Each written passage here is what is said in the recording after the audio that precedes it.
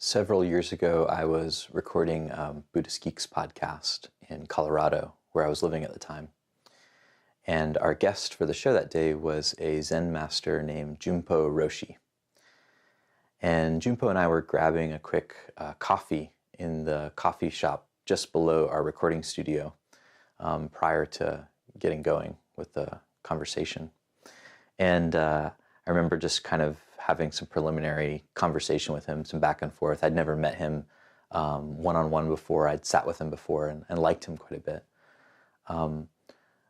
But I was just kind of, chit-chatting. And I guess chit-chatting with a Zen teacher is always a dangerous thing. Because at a certain point, as he was grabbing his coffee and we were heading out, I said, Junpo, where do you live? I wasn't sure. I couldn't remember which state he lived or where he lived. And he said, in response, he just looked really sternly at me and he said, of course, being the young jackass that I was and probably still am, my inner jackass, I was like, oh, you live here at the Cup? Which is the name of the coffee shop. And he just shrugged me off. But his point and what he did in that moment was still, despite my response, was still very interesting. He responded as a Zen teacher would, in a Zen way, which was to demonstrate his understanding of the question, where do you live? Where do you live? And instead of saying, well, I live in, Wisconsin, I live in whatever, he said, here, now, this moment, this reality, this body. It was saying all of those things, but saying them without having to use words. And presence is something that can be communicated without words. It's a way of being that I like to think about as the coming together of embodiment and awareness. Embodiment and awareness, of course, are two different ways to meditate, modes of being, modes of consciousness. And embodiment, very simply, is about practicing inhabiting the body. And awareness is very simply about being, simply being, the simple feeling of being. So presence, embodiment, and awareness coming together, you could say that it's simply being in the body, or just being the body, being what we are. It's this coming together of the being, the awareness, the knowing, the open, non-doing quality of mind with the inhabiting, the embodied, the not simply being an awareness which is removed or distant from experience, but actually being fully in the experience. A.H. Almaas speaks about presence in a very clear way, where he says, presence gives a sense of immediacy, of fullness, of here-ness in the experience. It gives a sense of immediacy and directness that suffuses the experience, that pervades it and fills it, so that our awareness, our consciousness, is not only observing it from a removed place, but also from within it.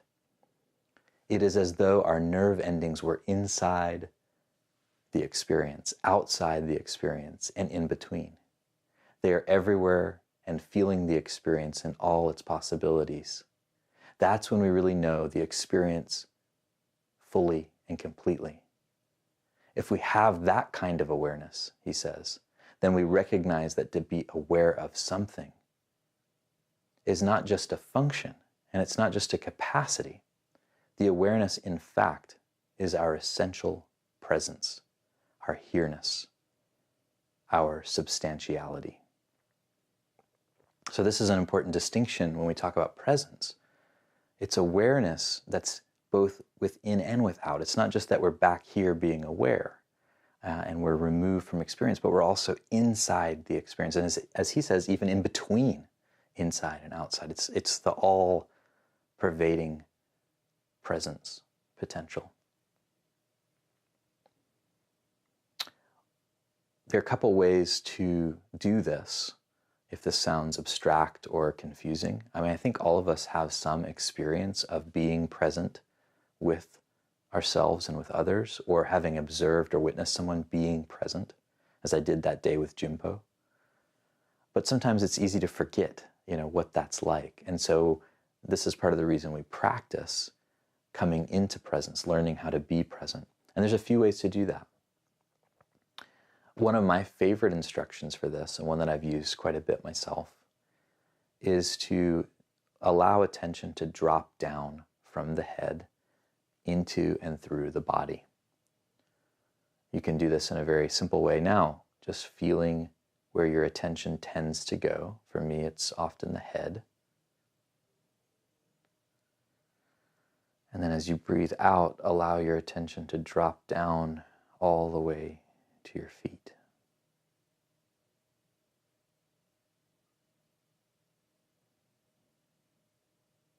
Allowing attention to drop all the way down and through the body.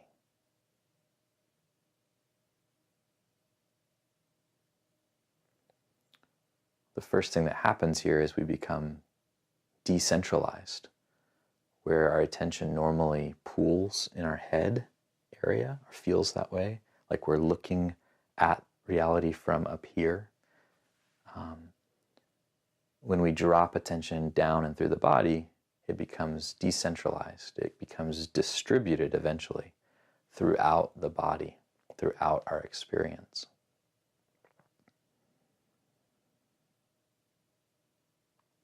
And this opens up some pretty interesting capacities.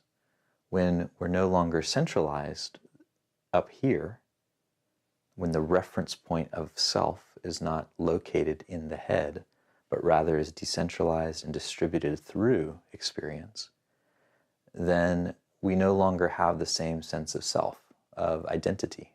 Our identity shifts from one in which there is a discrete and localizable sense of self somewhere, to a sense of beingness that is with all things, with all experiences.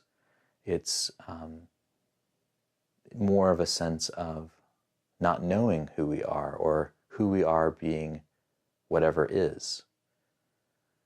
That sounds weird. Well, it is weird from the point of view of having a continual self-reference point, but it isn't weird from the experience of just dropping body, mind, of just being here now.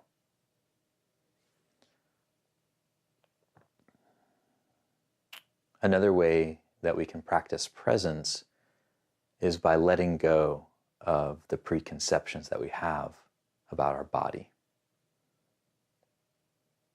and about what the body is like. So for a moment, see if you can call to mind all of the ideas you have about your body. And these ideas come in different forms, right? We have ideas about how our body looks.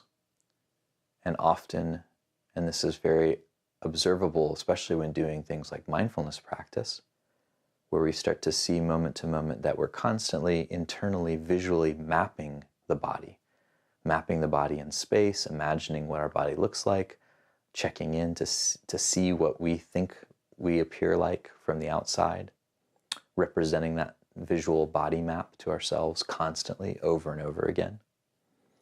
We also map the environment and our body in the environment with other people.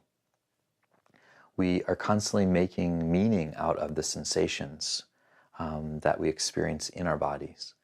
The tingling, the pulsing, the stretching, the aching, the pain, all of those sensations that at their very basic level are very simple and very direct. We make up ideas about what those things mean. It's not just that there's tingling, it's that there's something wrong with my back. Okay, it's not just that there's tingling, it's oh, I really love this thing. This is great, I want more of this. And so that's also part of the preconceptions we have about this body and this experience. So see if you can bring some of those to mind. And then, of course, we have, all of us as human beings, we have body issues. We have things about our bodies we don't like, things that we wish could change. We have, even sometimes these issues are so strong that we build our whole lives and our whole identity around changing them, around wishing they were different.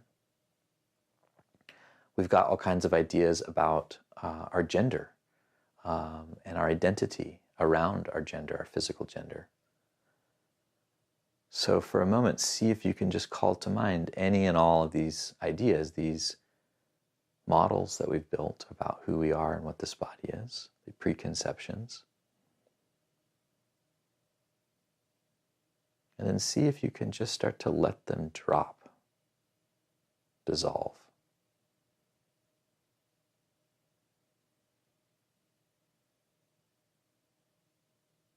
See if you can just for a moment not know what the body is, what it's like,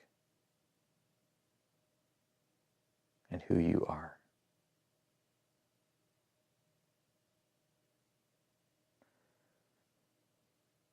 Go down into what somatic meditation teacher Reggie Ray calls the darkness of the body, descending down and into pure sensation. Not even needing to know or label what those sensations are.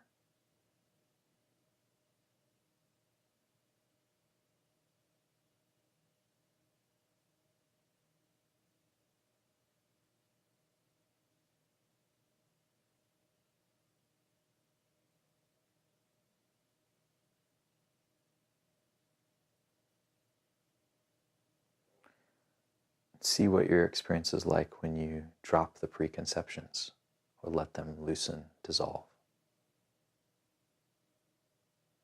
Do you feel more present? Do you feel more aware? More awake? More responsive? I think one of the most useful things about being present and having this distributed attention, the sense of decentralized awareness that is in our experience that we are fully inhabiting, is that we can respond more quickly and more accurately to what's happening in our experience. We're not always having to refer back to ourselves and think about how does this impact me, and then formulate a response. We can just be responding to whatever's there. In the Zen tradition, they talk about this in terms of spontaneity. There's a way in which when we're really present, we become spontaneous. We can become more able to automatically see and respond to what's occurring because we're deeply sensing it and we're not having to create this extra feedback loop of self.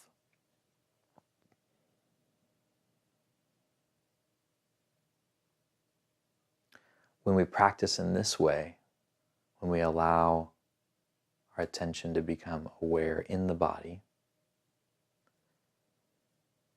then it's no longer that we're doing the practice or that we're even necessarily employing techniques from someone else or somewhere else. We actually are just learning how to be in the body and letting it teach us, letting our present moment experience show us what's needed. And this is a practice. This does take time, and it can be useful to employ top-down techniques in order to become more familiar with this bottom-up wisdom and intelligence of the body. But once we start to make that flip and start to go through that journey ourselves and deepen into this natural immediacy, fullness, here-ness of experience, as Almas put it, then we have everything we need at that point. The body knows how to practice.